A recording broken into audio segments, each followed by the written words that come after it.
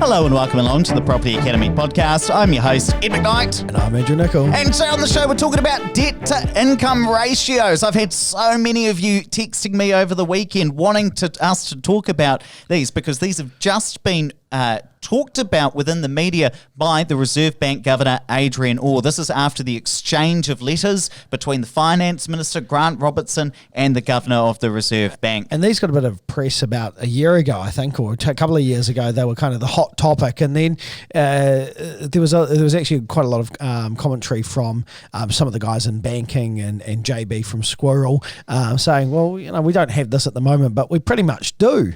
Well, this is back in 2016 that it was happening, but it's important to remember... Time's travelled fast for me, Ed. Well, there are two different types of debt to income ratios that are sometimes talked about. So you've got debt to service ratio limits. So that's when a maximum proportion of your income can be used to service the loan. So they might say, okay, you can't have more than 30% of your income being used to service that loan. Yes. So the way this worked, and actually we used these at the BNZ back when I was there when I was 18. So they had a system called debt servicing ratio, and so the way it worked was depending on your household makeup. So if it was double income, no kids, so if Ed and I were going and applying for a loan, they would say, okay, well, you know, you can lend up to 40%, which was kind of the max. And I'd give you less because you spend too much on your shoes. No, they didn't look at things like that back then. All they'd say is 40%. So they'd say, okay, look, roughly a third goes to tax, a third goes to living, and then between 25 and 40% would go to debt or savings. And they didn't really scrutinise what you were doing right now. That was just the rule. And then what they would look at is, again, they'd use a test rate, but it was nowhere near as horrendous as it is today. Punch it all into the system and you could very quickly work out what someone's maximum borrowing. Now it's a lot more sophisticated by looking at kind of what someone's actual expenses are and having a minimum baseline for expenses and having those uncommitted monthly income calculations. But what's really being talked about with the Reserve Bank is what's sometimes called total debt to income ratios. So that's if you're doing your own research and reading through some of the Reserve Bank's financial stability reports, that's sometimes what it's talked about, which is when you've got your income and they'll apply a multiplier or a factor to that and you can't borrow more than that. So for instance, in the UK at the moment, the debt to income ratio is 4.5. So if you earn £100,000, you can't borrow more than £450,000 for your owner-occupier property. We're going to talk about that more in a moment. Where are we at the current state of the land in New Zealand, Ed? Well, it's really interesting, Andrew, because it's actually not as high as you'd think. So if you look at households with mortgages, which is really what we care about here, their debt to income ratio is about 3.3 to 3.4. So that's much less than the UK. Than the limit in the UK. Right. But what the Reserve Bank here is really interested in is the people who are at higher limits. So they're not worried about the average New Zealander who's got a debt to income ratio of 3.3 or so. Yes. They're worried about the people who are up at that 6 or 7 times amount. So first home buyers. Primarily, which is when we start to read their reports and they produce the graphs, they're looking at the proportion of people who have debt to income ratios of 5, 6 and 7 and above. Do we know what first home buyers are roughly at the moment? We don't know at the moment, but I do have it broken down by LVR. Of course, people who have have smaller deposits, because they're taking on a higher amount of loan, are of course going to have higher debt to income ratios. So the key thing here is that the Reserve Bank is not targeting the whole market. They're trying to target the people at the edges that pose a financial stability risk in the future. Because if you have a high loan and you have a small change of income and you've got a very large loan, obviously that's going to impact you more and potentially have a higher risk of default in the future. So I think it's really important to recognise that we're in a relatively good position on the whole in terms of households with mortgages, but there are some people who are at the margin that potentially cause a bit of a financial stability risk.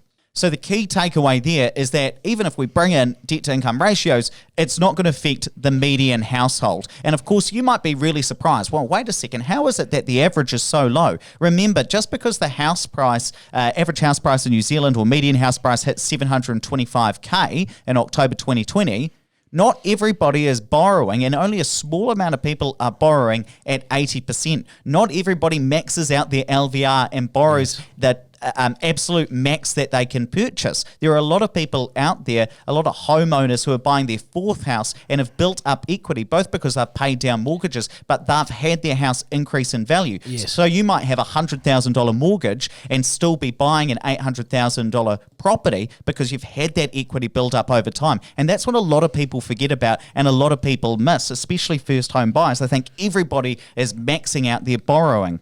Now, it is true that back in 2016, the Reserve Bank wanted to have the power to bring in debt-to-income ratios, but the national government at the time said no. And you might think, well, why were they asking about that before house prices went really crazy in 2020? And the thing is that, again, this was originally, perhaps not now, perhaps they're asking for this because they want to slow down house price growth. It was originally about that financial stability. What happens if a few first home buyers who are buying at 95% debt at the moment, if they're on a first home loan, what happens if they fail to pay that back? And they're wanting to change that. And that was primarily off the Royal Commission inquiry in Australia. Now, let's talk about the countries that do have debt-to-income ratios, because this is what the Reserve Bank has put in their reports, and I've read a lot of their kind of 40-page financial stability reports to distill or try to understand what they're thinking, and they are pointing to Ireland, the UK, Norway, and Singapore as examples of countries that have these debt-to-income ratios. And I must admit, just on Singapore, I find it fascinating that they have debt-to-income ratios, given how expensive their housing is. I was just thinking the exact same thing. They're some of the most expensive real estate in the world. So perhaps they haven't been as effective as one might think. So in Ireland, the ratio is 3.5, and in UK it is 4.5. But there are some exceptions. So 20% of bank lending in Ireland can be above that for first home buyers and 10% for all other buyers. And what's most interesting and probably most scary in New Zealand is that these debt-to-income ratios only apply to owner-occupiers in the UK and Ireland. They do not apply to property investors. But that makes sense, right? Because when you think about if you had a multiplier of, say you earn 100 grand a year and the multiplier was 9, that's 900,000. By the time you bought your own house, you're probably not buying another rental property. So you kind of need to factor in the fact that a rental property has this other income called rent. And so the rules don't actually work quite the same. And again, we do need to be encouraging in New Zealand more rental stock in the market because rents are going up. Certainly in new builds because, as we've said previously on the show, construction will be a major driver of our economic recovery, which is part of the Reserve Bank's mandate. And on top of that, we also need rental properties. Now, from what the Reserve Bank is saying currently, there is no doubt in my mind that there would be some restriction on investors. I do not believe that debt-to-income ratios will only apply to owner-occupiers here. The scary thing for us as investors is we don't know what these restrictions are going to be. You don't think that it'll just be LVR restrictions?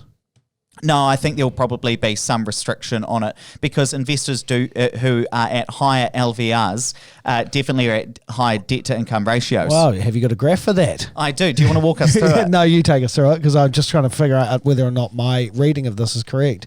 So over the last 12 months between September 2019 and September 2020, the proportion of new bank lending going to investors with a debt-to-income ratio above 5, and in fact for owner-occupiers too, has massively spiked. So there is a lot of lending going towards investors who have an LVR between 70 and 80% where the debt-to-income ratio is above 5. And actually where it's most significant is when the debt-to-income ratio is above 5 and LVR is above 70%. So between 70 and 80%, there's a massive spike. But what's really important to remember is why has there been a spike between March 2020 and now? Because that's when the LVRs were taken off. So because the restrictions were taken off, there has been significantly more lending between that 70 to 80% mark for investors. And of course, that's why you see that spike in debt-to-income ratios. But because throughout all of the financial stability reports, we see a lot of these graphs where the Reserve Bank is separating out owner-occupiers and investors.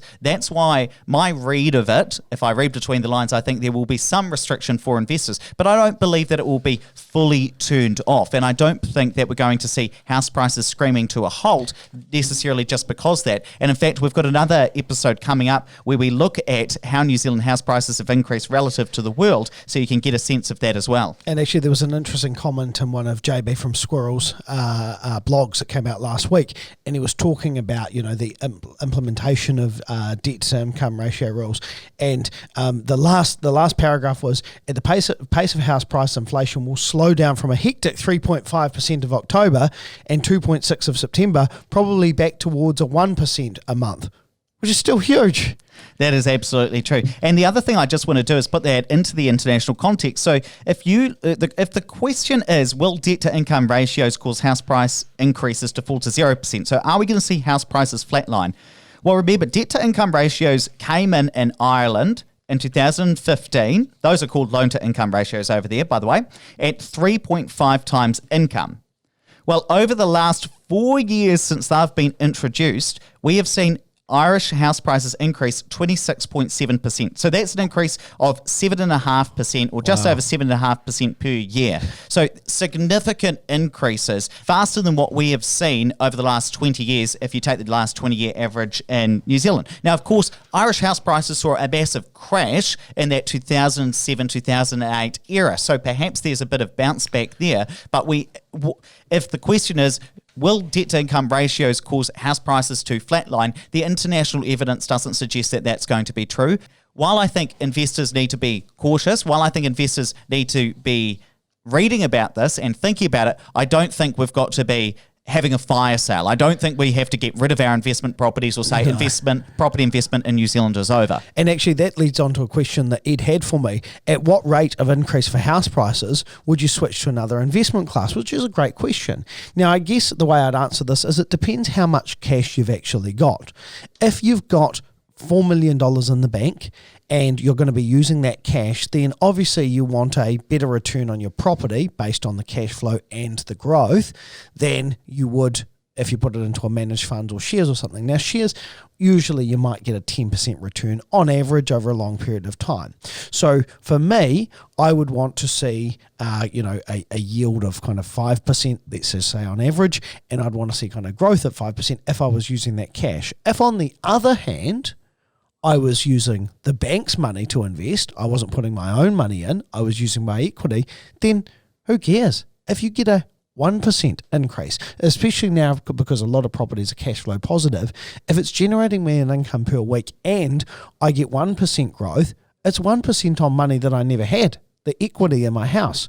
If it's a 2% or a 3% or a 5% or a 7%, awesome. But if I'm still getting a return on money that's not mine, then it kind of doesn't matter. And on top of that, what's important to remember is that if you invest $100K, get a $500,000 property, and the price goes up by 1%, that's a 5% return on your money. And that's the key thing about property investment. And I hope that's always the one thing you keep in your mind. There's nothing special about property investment. Leverage. Except the leverage. Yeah. Leverage is the thing that makes it different. Otherwise, if leverage did exist, we'd probably be sitting here talking about shares. Yeah. We'd be talking about starting your own business. We'd be talking about a lot of other things. We're sitting here because leverage is what makes property investment special. Hey, let's wrap it up there. But please don't forget to rate, review, and subscribe to the podcast. Really helps us get the message out to more people. And hey, if you would like to learn more about debt to income ratios and what we believe is going to happen over the next 12 months in property investment, then come along to our webinar. We are pulling out our calendar with all of our predictions for 2021. We're going to talk about debt to income ratios. We're going to talk about LVRs. We're going to talk about is property investment all over at this webinar happening on the 8th of December at 7 p.m.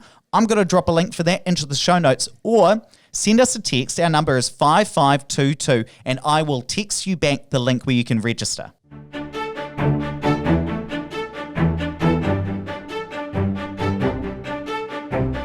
Thanks for listening to the Property Academy podcast. I'm your host, Ed McKnight. And I'm Andrew Nicol. And we're going to be back again tomorrow with even more daily strategies, tactics and insights to help you get the most out of the New Zealand property market. Until next time.